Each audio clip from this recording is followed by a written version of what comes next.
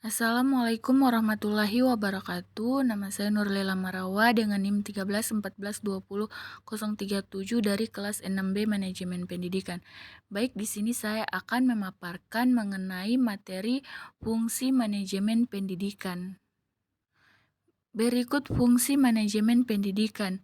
Yang pertama, perencanaan atau planning.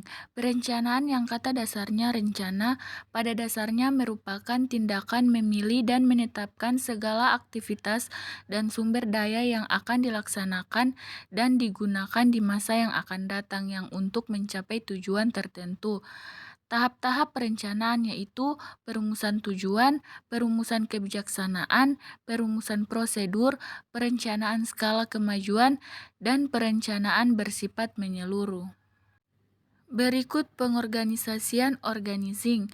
Pengorganisasian diartikan sebagai kegiatan pembagian tugas-tugas pada orang yang terlibat dalam kerjasama di sekolah. Kegiatan pengorganisasian menentukan siapa yang akan melaksanakan tugas sesuai prinsip pengorganisasian, sehingga pengorganisasian dapat disebut sebagai keseluruhan proses memilih orang-orang serta mengalokasikannya sarana dan prasarana untuk menunjang tugas orang-orang itu dalam organisasi dan mengatur mekanisme kerjanya sehingga dapat menjamin pencapaian tujuan. Berikut penyusunan pegawai atau staffing.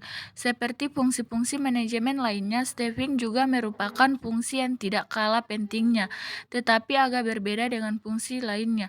Penekanan dari fungsi ini lebih difokuskan pada sumber daya yang akan melakukan kegiatan-kegiatan yang telah direncanakan dan diorganisasikan secara jelas pada fungsi perencanaan dan pengorganisasian.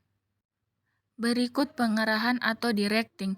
Pengarahan adalah penjelasan, petunjuk, serta pertimbangan dan bimbingan terdapat para petugas yang terlibat, baik secara struktural maupun fungsional, agar pelaksanaan tugas dapat berjalan dengan lancar. Dengan pengarahan, staf yang telah diangkat dan dipercayakan melaksanakan tugas di bidangnya masing-masing, tidak menyimpang dari garis program yang telah ditentukan. Berikut koordinasi atau coordinating. Pengorganisasian merupakan suatu aktivitas manajer membawa orang-orang yang terlibat organisasi ke dalam suasana kerjasama yang harmonis. Dengan adanya pengorganisasian dapat dihindari kemungkinan terjadinya persaingan yang tidak sehat dan kesimpang siuran di dalam bertindak antara orang-orang yang terlibat dalam mencapai tujuan organisasi. Berikut pengawasan atau controlling. Pengawasan pada dasarnya dapat diartikan sebagai kegiatan untuk mengevaluasi, mengendalikan kegiatan sesuai dengan rencana organisasi yang telah ditetapkan sebelumnya.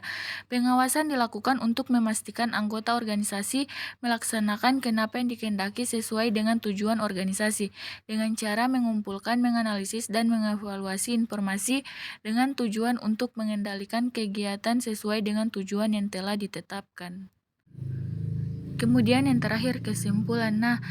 Terdapat 6 fungsi manajemen pendidikan yang telah dijelaskan di atas tadi, maka dapat disimpulkan bahwa keenam fungsi manajemen pendidikan tersebut merupakan sebuah rangkaian proses yang saling berkaitan untuk mencapai tujuan pendidikan. Baik, demikianlah pemaparan materi dari saya. Jika ada salah-salah kata, saya mohon maaf. Sekian dan terima kasih. Wassalamualaikum warahmatullahi wabarakatuh.